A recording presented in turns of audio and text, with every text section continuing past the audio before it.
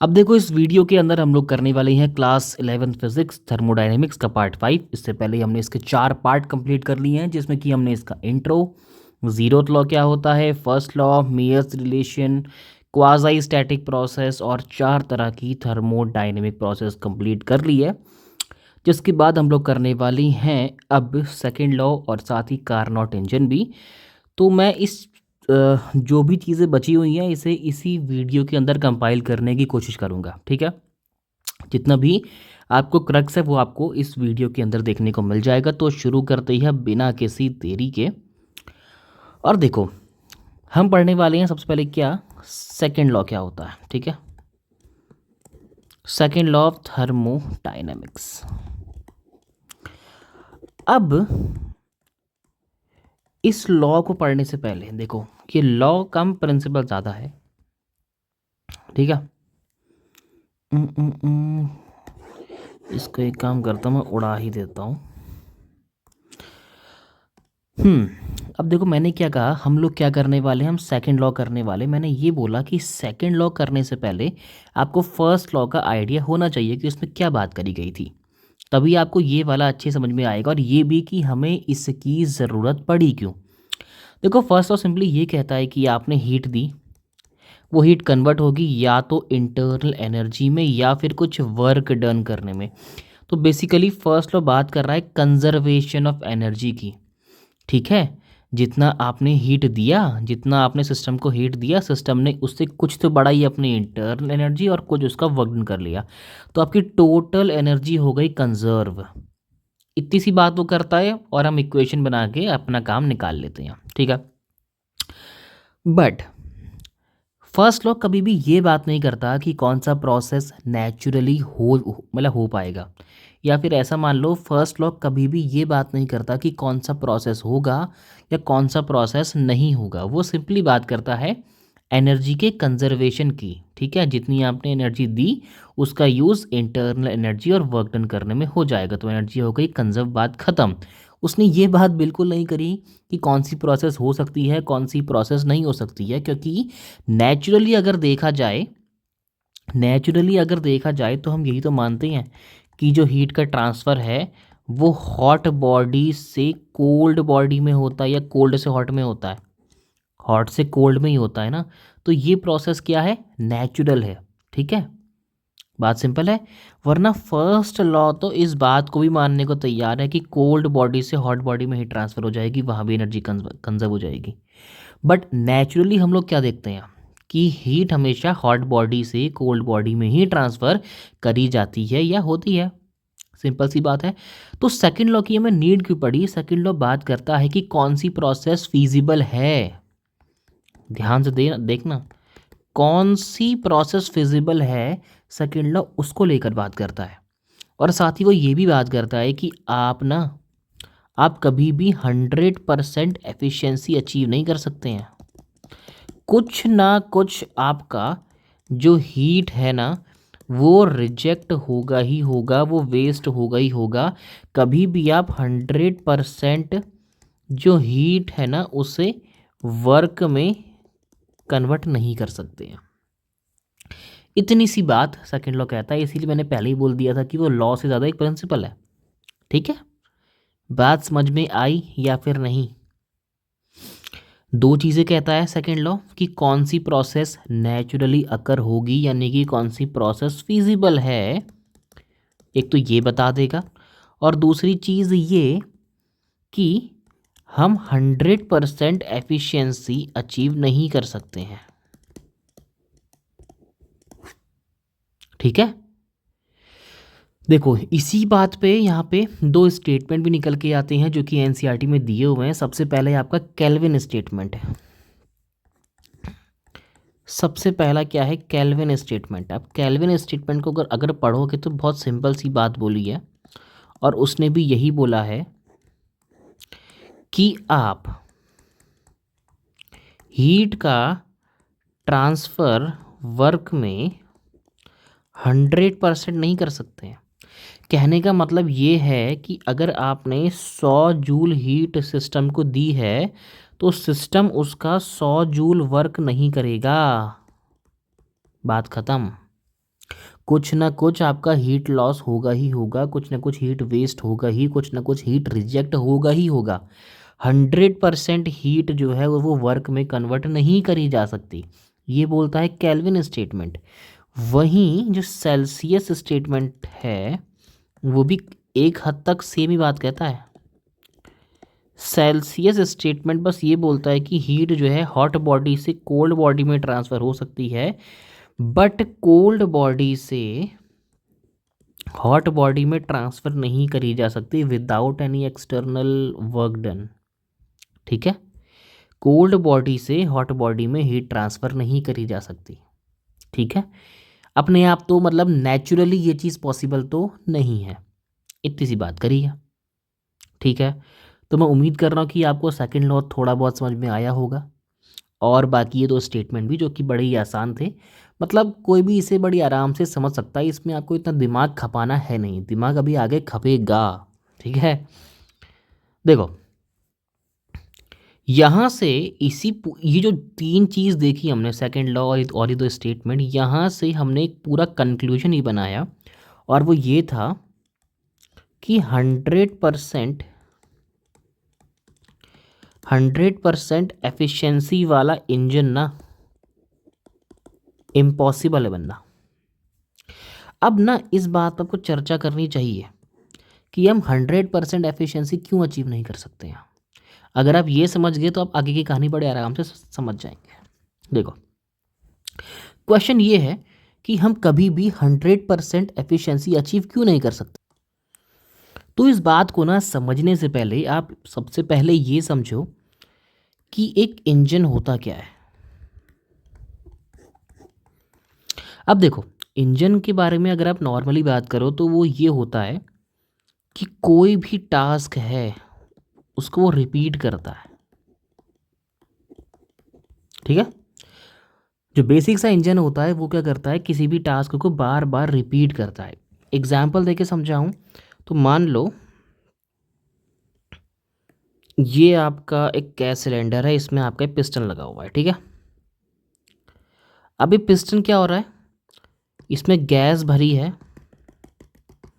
ठीक है, गैस भरी है, आपने यहाँ कुछ हीट ट्रांसफ़र करी, उससे होगा क्या, यहाँ पे जो टेम्परेचर है वो राइज़ होगा। टेम्परेचर राइज़ होने की वजह से ये पिस्टन ऊपर की ओर मूव करेगा और एक्सपेंशन होगा। अब जितना एक्सपेंशन हो सकता था उतना हो गया, जितना एक्सपेंशन हो सकता था उतना हो गया। मान लो मैं इसका दूसरा अगर बनाऊँ तो एक्सपेंड होके सपोज करो ये यहाँ तक पहुँच गया। अब इतनी ही इसकी हैसियत थी एक्सपेंड होने की, अब ये वापस आएगा ना, अब इसको नीचे आना पड़ेगा वापस से, क्योंकि जितना भी एक्सपेंड कर सकता था उतना हो गया। अब इसमें क्या होगा, कंप्रेशन होगा।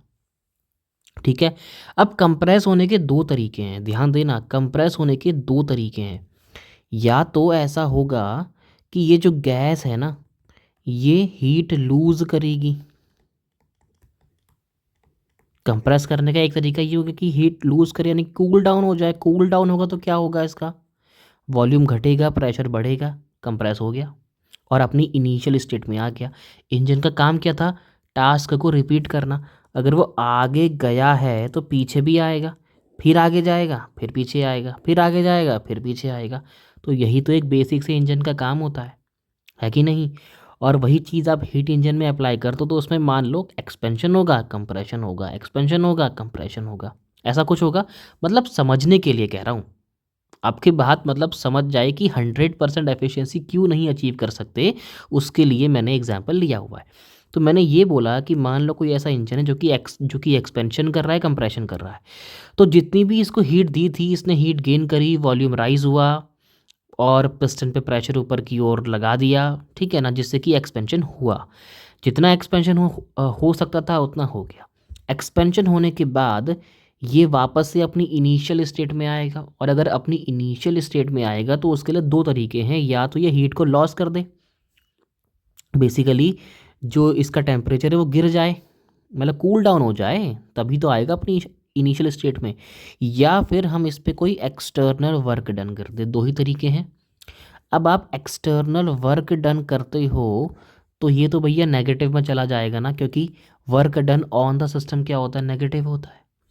और हीट अगर लॉस करेगा यानी कि कूल डाउन करेगा तो ऑब्वियसली हीट लॉस करेगा, और अगर हीट लॉस कर देगा तो अब ये 100% एफिशिएंट इंजन कहाँ से रहा? क्योंकि हमारे हिसाब से तो जो 100% एफिशिएंसी है, जो 100% एफिशिएंसी है उसमें कभी भी हीट रिजेक्ट नहीं होती, कभी भी हीट लॉस नहीं होती है, पर यहाँ तो हो रही है। और सेकंड लॉ भी यही कहता है कि एफिशिएंसी कांट बी यूनिटी, कभी भी वन नहीं हो सकती है। बात समझे या नहीं? देखो, इसी चीज़ को एक डायग्राम से भी एक्सप्लेन करते हैं इस इंजन को। मान लो ये आपका सोर्स है, ठीक है। सोर्स में Q1 अमाउंट ऑफ हीट थी, आपने Q1 amount of heat source से ले ली, आपने उसका वर्क डन किया, और कुछ अमाउंट ऑफ हीट एग्जांपल के लिए Q2 हमने लॉस कर दिया। तो असल में वर्क डन कितने का हुआ? Q1 लिया था, उसमें से Q2 चली गई, जो बची उसका ही वर्क डन किया होगा। और एफिशिएंसी क्या होता है? जितना वर्क डन किया है डिवाइड बाय जितनी हीट आपने उसको सप्लाई करी थी। तो इस हिसाब से वर्क डन कितना आ गया? Q1 minus Q2 upon Q1, और Q1 को एक एक करके नीचे पुट कर दोगे तो ये आएगा कितना? Q1 बटा Q1 माइनस Q2 बटा Q1। तो 1 माइनस Q2 अपॉन Q1 आ गया आपका क्या? एफिशिएंसी इंजन की। तो मैं ये कह रहा हूँ अगर आप कोई भी हीट लॉस ना करें, कोई भी हीट रिजेक्ट ना करें, तो मतलब Q1 Q2 बराबर हो जाएगा, या Q2 को हटा ही दो बिल्कुल। Q2 अगर है ही नहीं तो Q2 हो गया ज़ीरो, Q2 हो गया ज़ीरो तो बराबर का आंसर तो छोड़ दो, ये पूरा टर्म हो गया ज़ीरो। अगर ये पूरा टर्म हो गया ज़ीरो तो एफिशिएंसी कितनी आ गई? 1 आ गई। और यही तो सेकंड लॉ कहता है कि efficiency can't be unity, efficiency 100% achieve की ही नहीं जा सकती। और मैंने आपको एग्जांपल दे भी दिया कि क्यों नहीं कर सकते हैं, क्योंकि कोई भी इंजन है वो टास्क अगर रिपीट करेगा तो उसको वापस से अपनी इनिशियल स्टेट में आना पड़ेगा ना, वापस एक्सपैंड करने के लिए। अगर वो अपनी इनिशियल स्टेट में आएगा, दो तरीके हैं, या तो उस पर वर्क डन कर दिया जाए, ऐसे केस में work done on the system negative चला गया, और दूसरे केस में अगर ये हीट लॉस कर देगा तो हीट तो लॉस हो ही गया ना।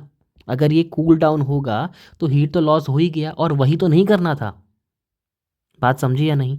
तो मैं उम्मीद करता हूँ कि आपको ये बात समझ में आई होगी कि why we can't achieve 100% efficiency. वैसे आप एक एग्जांपल यहाँ पे सोच सकते थे ये भी, कि अगर ये एक्सपैंड होगा और कंप्रेस होगा तो पिस्टन की वजह से कुछ फ्रिक्शन भी रिलीज होगा, तो कुछ अमाउंट ऑफ एनर्जी वहाँ भी लॉस होगा।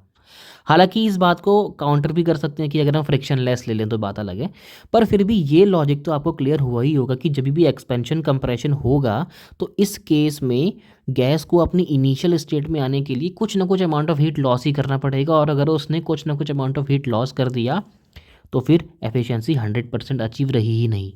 ठीक है, पर फिर भी हमने ये सोचा कि हम 100% अचीव नहीं कर सकते हैं, पर ये देखें हम कितना कर सकते हैं। भले ही हम लोग 100% नहीं कर सकते हैं, पर फिर भी हम कितना अमाउंट ऑफ अचीव कर सकते हैं, तो उसके लिए बनाई गई कार्नोट साइकिल। और कार्नोट साइकिल को जो इंजन फॉलो कर दे उसे बोलते हैं कार्नोट इंजन। तो ये भी एक तरीके से आइडियल इंजन ही था, क्योंकि यहाँ पर हम जो भी प्रोसेस कर रहे होंगे वो रिवर्सिबल होगी, और रिवर्सिबल प्रोसेस तो हम जानते हैं ये सिर्फ थ्योरेटिकल है, प्रैक्टिकल तो बिल्कुल भी नहीं है। क्योंकि रिवर्सिबल प्रोसेस भी तो यही काम कहती है कि प्रोसेस होनी चाहिए क्वाज़ाई स्टैटिक। चलो ये फिर भी मान लेते हैं ये हो सकती है, क्वाज़ाई स्टैटिक होनी चाहिए। और सेकंड वो ये कहती है कि no loss of heat, no loss of heat. और ये बात मैं आपको पहले ही वीडियोस में एक्सप्लेन कर चुका हूँ कि ये प्रोसेस रिवर्सिबल क्यों नहीं हो सकती। फिर भी हमने ये चीज़ मानी, आइडियली मान के देखी, और वो क्यों करी? ताकि हम मैक्सिमम से मैक्सिमम एफिशिएंसी तक पहुंच सकें। इसीलिए प्रैक्टिकली ऐसा पॉसिबल नहीं है, जो भी इंजन बनेगा वो ऑब्वियसली इससे कम ही एफिशिएंट होने वाला है। तो मैं उम्मीद करता हूँ कि जितनी बकर बकर मैंने यहाँ पे करी वो आपको थोड़ी बहुत तो क्लियर हो गई होगी। अगर ऐसा है तो बड़ी अच्छी बात होगी है। अब देखो हम सीधा बढ़ते हैं अपने कार्नोट इंजन की ओर, और इसे समझने के लिए, या फिर ऐसा मान लो एक टर्म आती है, देखो साइक्लिक प्रोसेस। और ये जो इंजन है ये साइक्लिक प्रोसेस के ऊपर ही काम कर रहा होता है। साइक्लिक प्रोसेस का मतलब क्या होता है कि जो इनिशियल स्टेट थी, सिस्टम वापस से उसी पर आ गया। एग्जाम्पल तो ये भी देते हैं कि मान लो यहाँ से शुरू हुआ, ग्राफ भी बना ही देता हूँ चलो, पी और वी वाला, हालांकि इसको बनाएंगे। और अभी मान लो पहली प्रोसेस ये रही, ठीक है, दूसरी प्रोसेस ये रही, तीसरी में और चौथी में ये, ठीक है ना। तो अगर मान लो पहली वाली प्रोसेस में प्रेशर P1 था, वॉल्यूम V1 था, टेम्परेचर T1 था, दूसरी प्रोसेस पहुँचते पहुँचते प्रेशर P2 हो गया, वॉल्यूम V2 हो गया, टेम्परेचर हमने सेम रखा T1। यहाँ P3 V3 temperature change T2, और यहाँ P4 V4 टेम्परेचर सेम ही है T2, ठीक है ना। और चौथी यहाँ से यहाँ। तो पहली प्रोसेस में अगर देखें तो यहाँ पे हुआ क्या, टेम्परेचर हमने कांस्टेंट रखा, यानी कि ये आइसोथर्मल है, वॉल्यूम बड़ा है तो ये हो जाएगा आइसोथर्मल एक्सपेंशन। दूसरी प्रोसेस में हमने टेम्परेचर भी चेंज किया हुआ, पर यहाँ पे हुआ है एडियाबैटिक एक्सपेंशन, वॉल्यूम अभी बढ़ रहा है मतलब एक्सपेंशन हुआ है। और कैसा एक्सपेंशन है, एडियाबैटिक एक्सपेंशन। तीसरी प्रोसेस में हमने किया कंप्रेशन, क्योंकि वॉल्यूम घट गया, तो ये हो गया आपका आइसोथर्मल कंप्रेशन। और चौथी आखिरी प्रोसेस में क्या हुआ, एडियाबैटिक कंप्रेशन। तो ये प्रोसेस अगर देखा जाए तो सिस्टम जहाँ से शुरू हुआ वहीं पे वापस लौट के ख़त्म हो गया। तो ये प्रोसेस कैसी है, साइक्लिक इन नेचर है। और जब भी आपकी प्रोसेस साइक्लिक इन नेचर होती है तो उस केस में इंटरनल एनर्जी सिस्टम की क्या होती है, ज़ीरो हो जाती है, ठीक है ना। इतनी बात क्लियर हो गई। अब देखो, मैंने आपको ऑलरेडी बता दिया है, कार्नोट इंजन में 4 तरह की प्रोसेस। सबसे पहला क्या है आपका, आइसोथर्मल एक्सपेंशन। क्या है, आइसोथर्मल एक्सपेंशन। ध्यान देना, मैंने पहले ही बोल दिया कि रिवर्सिबल प्रोसेस है तो ऑब्वियसली ये धीरे धीरे होगी, यानी कि क्वाज़ी स्टैटिक तो होगी, यानी कि वेरी वेरी स्लो प्रोसेस, ठीक है। अब देखना यहाँ पे क्या है, आइसोथर्मल एक्सपेंशन, ठीक है। इसका ग्राफ भी प्लॉट करेंगे हम। तो एक काम करते हैं, इसको यहाँ ना बना के मैं यहाँ पे ग्राफ प्लॉट करके बताऊँगा आपको एक एक करके ना। बस सामग्री तैयार कर लेता हूँ। ये बन गई टेढ़ी लाइन, हमको करनी है सीधी, चलो ठीक ठाक है। ये प्रेशर P है और वॉल्यूम V है। अब देखो, मैं आपको बताना क्या चाह रहा हूँ, सबसे पहली प्रोसेस होने वाली है आइसोथर्मल एक्सपेंशन। आइसोथर्मल एक्सपेंशन में पहली बात तो आइसो मतलब कांस्टेंट, थर्मल माने टेम्परेचर, यानी कि रिएक्शन कैसी है, सॉरी प्रोसेस कैसी है, कांस्टेंट टेम्परेचर करके हम लोग क्या करेंगे, एक्सपेंशन करेंगे। तो उसका पीवी ग्राफ किस तरीके से प्लॉट होगा बोलो ज़रा। यहाँ पे मान लेते हैं ए पॉइंट है, और ए पॉइंट पे प्रेशर P1 है, वॉल्यूम V1 है, टेम्परेचर T1 है, ठीक है। गैस क्या हुई है, एक्सपेंड हुई है, तो एक्सपेंड हुई है तो इसका ग्राफ कुछ इस तरीके से बनेगा, ठीक है। और ये बी पॉइंट तक पहुंची मानते हैं, बी पॉइंट पे इसका प्रेशर कुछ चेंज हुआ, वॉल्यूम भी चेंज हुआ, पर टेम्परेचर हमने सेम रखा, क्योंकि भैया आइसोथर्मल इन नेचर है। इतनी बात आपको समझ में आई। अगर समझ में आई तो यहाँ मैं बता रहा हूँ आपको अब क्या, आइसोथर्मल एक्सपेंशन। क्या, आइसोथर्मल एक्सपेंशन। जिस तरीके से बुक में कराया उसी तरीके से हम लोग यहाँ पर भी कर रहे हैं। तो आइसोथर्मल एक्सपेंशन के लिए ज़रा याद करो वर्क डन का फॉर्मूला क्या होता था, क्योंकि इस ग्राफ के ज़रिए हम लोग क्या करने वाले हैं, हम वर्क डन ही तो कैलकुलेट करेंगे। अगर मैं यहाँ से ऐसे ऐसे करके प्लॉट करूँ तो क्या निकलेगा, इसका अपना एक वर्क डन निकल जाएगा, area under PV curve, work done तो ही तो निकलता है।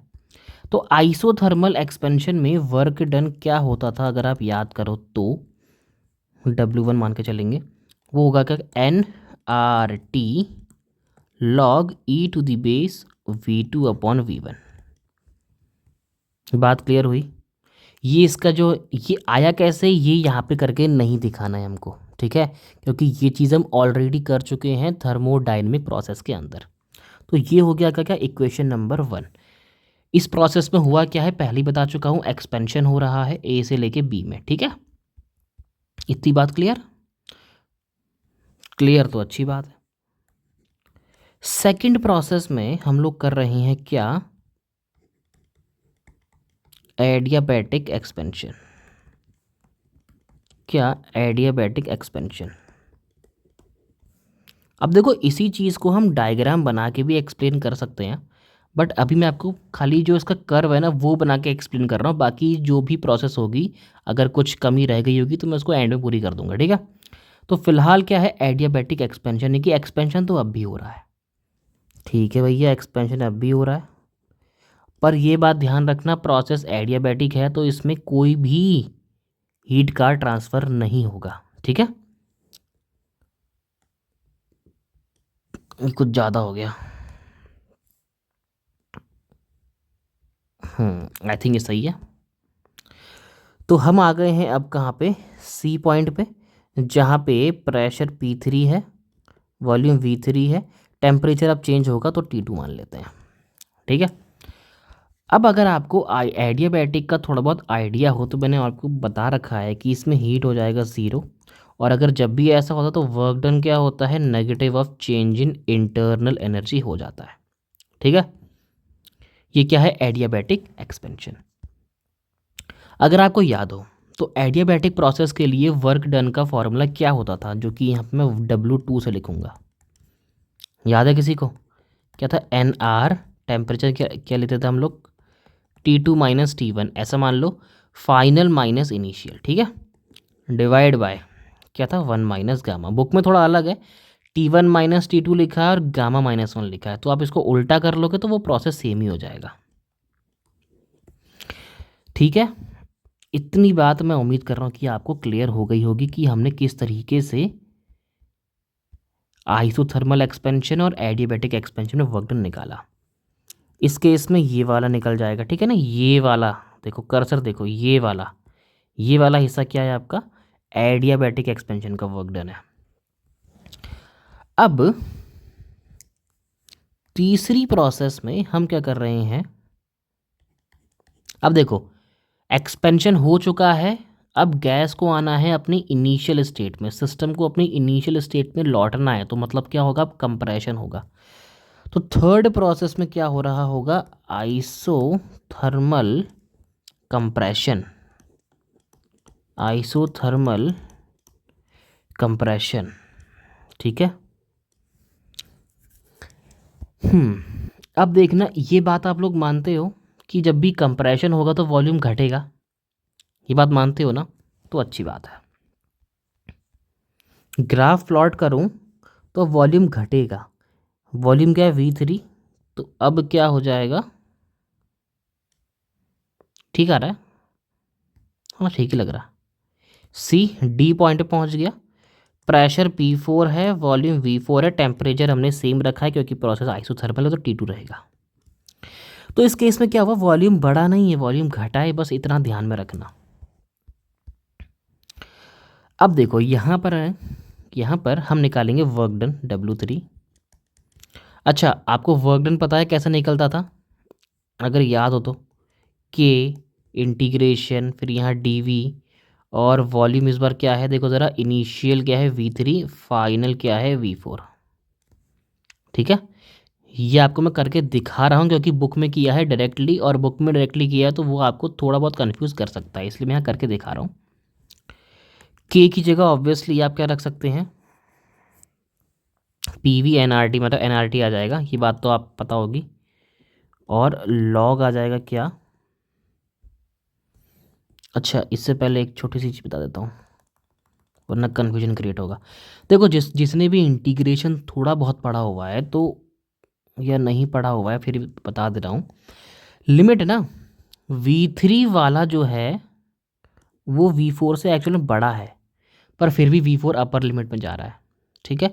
तो जब भी ऐसा होता है कि लोअर लिमिट बड़ी निकल जाती है और अपर लिमिट छोटी निकल जाती है तो उसको हम करेक्ट कर देते हैं माइनस साइन लगा के, इस तरीके से, ठीक है ना। इतनी बात मैं उम्मीद कर रहा हूँ कि आपको क्लियर हो गई होगी। अच्छा देखो यहाँ पे हम एक चीज़ और कर सकते हैं, अगर आपको थोड़ा कन्फ्यूजन है तो मैं इसको अभी दूर कर देता हूँ, इतना बवाल आपको करने की ज़रूरत नहीं है।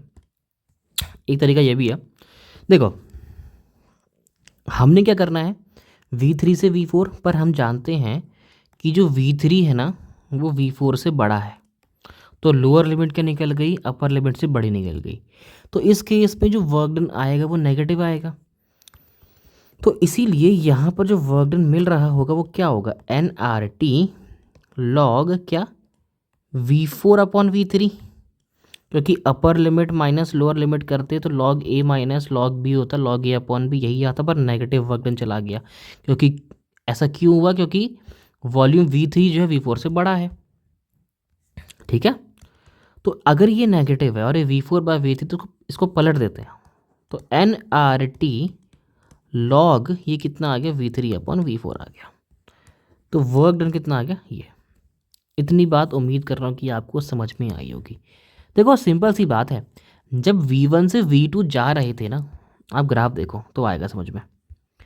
जब हम लोग V1 से V2 जा रहे थे तो हो रहा था एक्सपेंशन, तब तो कोई दिक्कत नहीं थी, तब वर्क डन पॉजिटिव। पर जब हम लोग V3 से V4 जा रहे हैं तो वॉल्यूम घट रहा है। अगर वॉल्यूम घट रहा है तो चेंज इन वॉल्यूम कितना आएगा, नेगेटिव ही तो आएगा, और तो उससे क्या होगा, वर्क डन नेगेटिव चला जाएगा। तो हमने क्या कर दिया, नेगेटिव से अच्छा मैंने लॉग पलट दिया। V4/V3 आता, मैंने V3/V4 कर दिया। यही सेम चीज़ NCERT में करी गई है। और मैं एक चीज़ छोटी सी भूल गया, वो ये कि इस केस में टेम्परेचर T2 है। कितना है, T2। जबकि पहला वाला जो आइसोथर्मल एक्सपेंशन वाली प्रोसेस थी, इसमें टेम्परेचर T1 था। ठीक है ना, देख लिया होगा ये। आइसोथर्मल एक्सपेंशन A से B में हो रहा है, टेम्परेचर T1 यूज़ हो रहा है। ठीक, और आइसोथर्मल कंप्रेशन C से D में हो रहा है तो टेम्परेचर T2 हो रहा है, वही लगा दिया। इतनी बात मैं उम्मीद कर रहा हूँ कि आपको समझ में आ गई होगी कि किस तरीके से हमने ये आइसोथर्मल कंप्रेशन किया हुआ है। ठीक है, ये हो गया थर्ड। और आखिर में करेंगे क्या, एडियाबैटिक कंप्रेशन। अब देखो एडियाबैटिक कंप्रेशन में क्या होगा, पहले इसका ग्राफ प्लॉट करते हैं। अब देखो वापस ये वहाँ लौट रहा है, ठीक है ना, अपनी इनिशियल स्टेट में लौट रहा है। मैं बना भले ऐसे रहा हूँ, पर ये उधर की ओर जा रहा है। ठीक है, तो यहाँ पर भी क्या होगा, एडियाबैटिक मतलब क्या, कोई हीट का ट्रांसफ़र नहीं हो रहा है।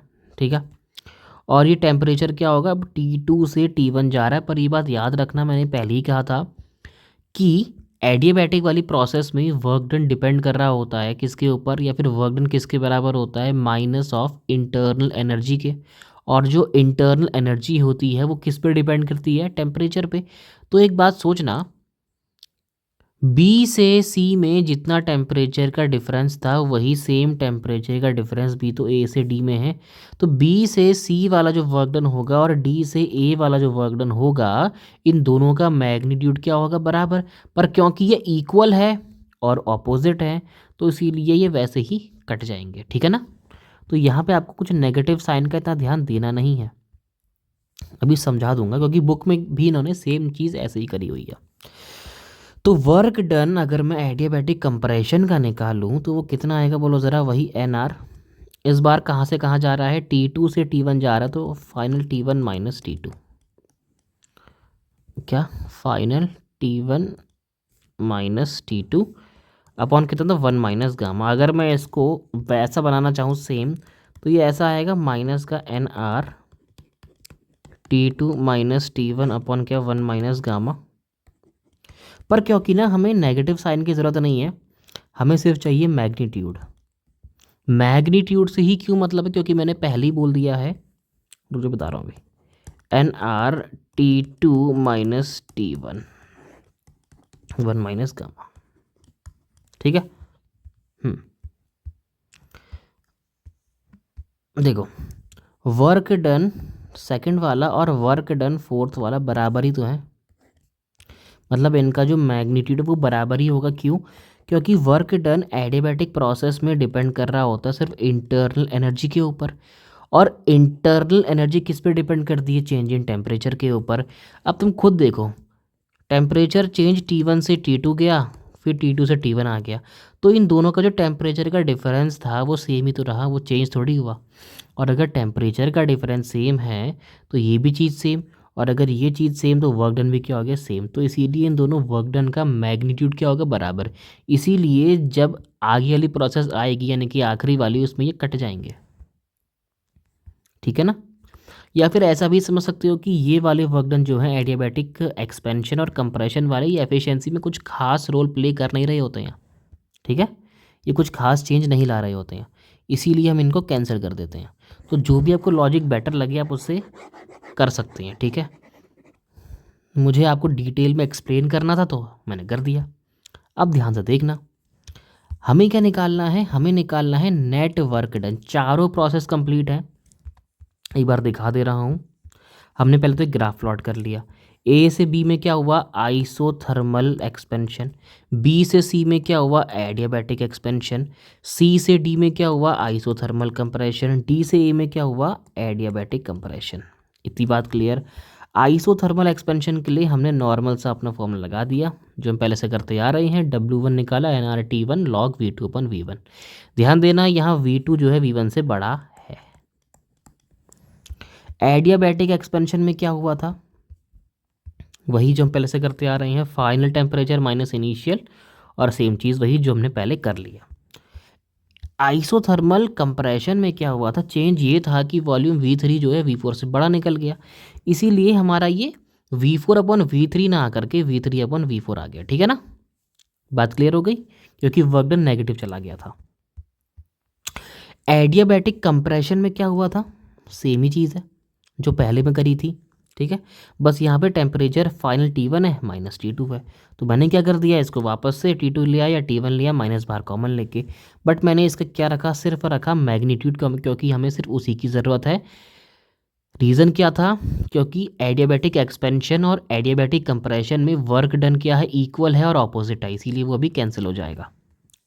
और ठीक है, तो नेट वर्क डन कितना आएगा बोलो ज़रा, वो आएगा वर्क डन 1 प्लस 2, ये सारे एक्सपेंशन वाले और जितने भी कंप्रेशन वाले सारे नेगेटिव। बोलो क्यों, क्योंकि work done by the system है तो पॉजिटिव, ऑन द सिस्टम है तो नेगेटिव। तो इस हिसाब से मैंने पहले बोल दिया W2 और W4 वाला तो कट गया, क्योंकि इन दोनों का मैग्नीट्यूड क्या है, बराबर है। पर W1 W3 का तो नहीं है ना, देख लेते क्या है।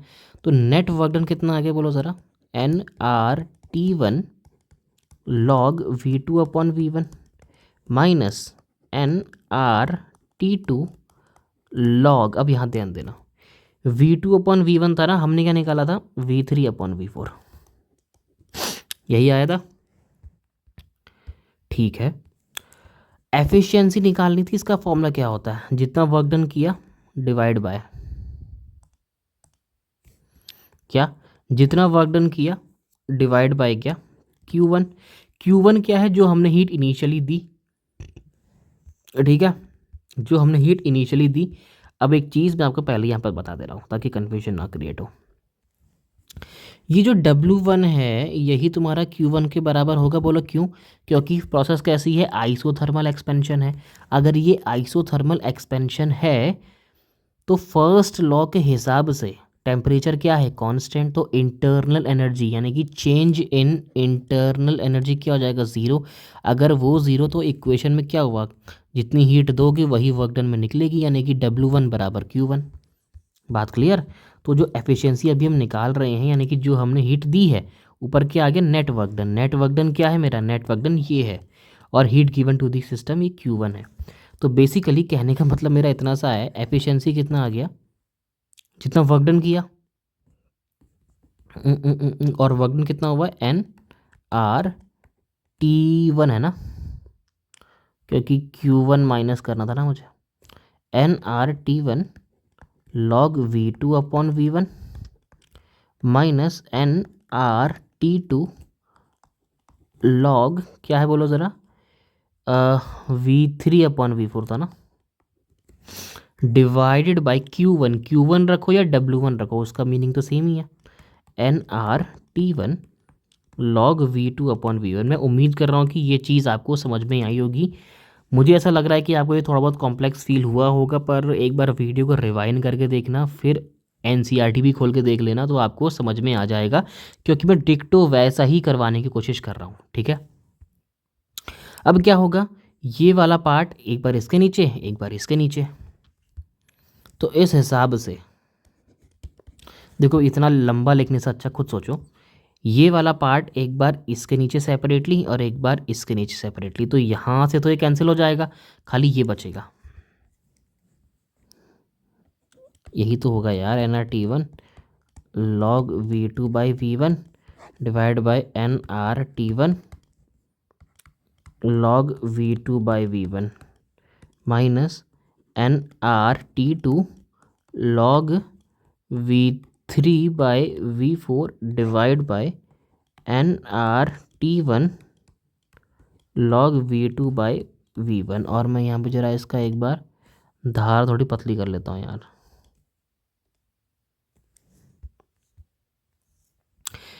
अब देखो, ये आपको पता है खुद, ये तो कैंसिल हो जाना है। तो इस हिसाब से जो एफिशिएंसी है वो कितनी आ गई, बोल जरा, 1 माइनस कितना, लॉग नहीं डायरेक्टली, कितना, N R T two log V three upon V four divide by N R T one log V two upon V one. ठीक है, एन आर से कट गया, मेरे पास देखो साफ साफ क्या बचा, एफिशिएंसी बराबर 1 minus T two upon T one log V three upon V four divide by क्या, log V two upon V one. अब देखो, अगर V three upon V four और V two by V one बराबर हो जाए तो मेरा काम बन जाएगा। देखो कैसे, ध्यान देना। अब आइसोथर्मल एक्सपेंशन हुआ था ना, इसमें P1 V1 बराबर P2 V2 होगा, होगा नहीं होगा? कहाँ गया अपना ग्राफ? आइसोथर्मल एक्सपेंशन होगा। आइसोथर्मल एक्सपेंशन में क्या होता था, या फिर अगर प्रोसेस याद करो आइसोथर्मल वाली, तो क्या PV इक्वल टू कॉन्स्टेंट, मतलब P1 V1 बराबर P2 V2। तो ये P1 V1 बराबर P2 V2। ऐसे ही अगर मैं एडियाबैटिक एक्सपेंशन में आऊँगा तो एडियाबैटिक प्रोसेस में क्या होता है, PV to the power gamma equal to constant.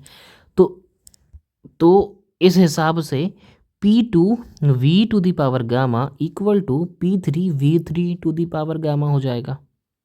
ठीक, और C से D में क्या हो रहा है, आइसोथर्मल कंप्रेशन है, तो आइसोथर्मल ही, यानी कि PV बराबर कांस्टेंट। तो इस हिसाब से यहाँ P3 V3 इक्वल टू क्या, P4 V4। फिर अगर D से ही देखो तो क्या हो रहा है, एडियाबैटिक कंप्रेशन हो रहा है, एडियाबैटिक प्रोसेस है, PV to the power gamma equal to constant. तो इस हिसाब से PV to the power PV4 to the power gamma equal to P1 V1 to the power gamma, यही तो आएगा।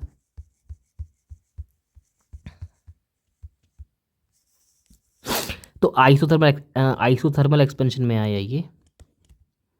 एडियाबैटिक एक्सपेंशन में क्या आएगा, P2 V to the power gamma equal to P3 V3 to the power gamma. और फिर C isothermal compression में क्या आएगा, वही इस बार P3 V3 बराबर P4 V4। ये सब मैं ग्राफ देख के लिख रहा हूँ। और D लास्ट में एडियाबैटिक कंप्रेशन कितना आ गया, P4 V4 to the power gamma equal to कितना आएगा, P1 V1 to the power gamma. अब देखो करना क्या था, अब ये वाला पूरा पार्ट मल्टीप्लाई कर दो, ये वाला पूरा पार्ट कर दो और रख दो। पहली बात, P1 P2 P3 P4 सब में आएगा, P1 P2 P3 P4 यहाँ पर भी आएगा, तो वो तो कैंसिल हो जाना है, खाली क्या बचेगा, वॉल्यूम। अगर मैं सिर्फ वॉल्यूम रखूँ तो वो ऐसा कुछ आ रहा होगा, V1 V to the power gamma, फिर V3 V4 to the power gamma, और यहाँ कितना, V2 V3 to the power gamma, V2 V3 to the power gamma, और V4 V1 to the power gamma, यही आ रहा होगा। करना क्या है, V1 और V3 को उधर भेज दो, V2 और V4 को यहाँ ले आओ। तो देखो कितना आएगा, V2 की पावर गामा V4 की power gamma divide by V2 V4, और यहाँ V1 की पावर गामा V3 की power gamma divide by V1 V3। इतना तो दिमाग लगाइए ही चुके होगे। कि यहाँ बन जाएगा V2 की power gamma minus one, V4 की power gamma minus one, V1 की power gamma minus one, V3 की पावर गामा माइनस वन।